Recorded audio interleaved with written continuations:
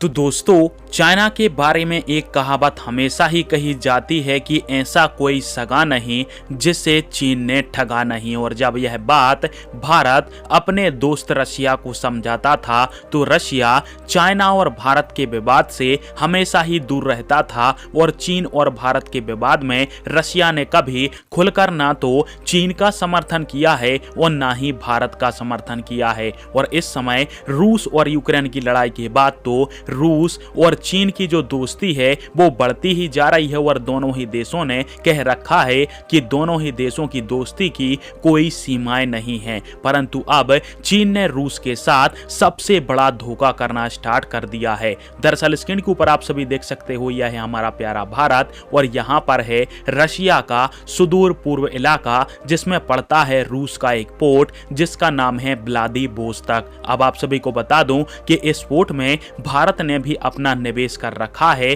परंतु इस समय रशिया ने इस पूरे पोर्ट के संचालन का काम चीन को सौंप दिया है। इसके बाद हुआ क्या है कि चीन के जो नागरिक हैं वो जबरदस्ती रशिया के इस इलाके के अंदर घुसपैठ कर रहे हैं और वहां पर चीन के किसान जाते हैं और जबरदस्ती रूस के नागरिकों की जमीनों पर वहां पर खेतियां कर रहे हैं और बड़ी बड़ी मशीनें लेकर जाते हैं जिससे वो सोयाबीन उगाते हैं इस इलाके के अंदर, जिसको चीन फिर दुनिया भर के अंदर एक्सपोर्ट कर रहा है। और इस समय रशिया के लिए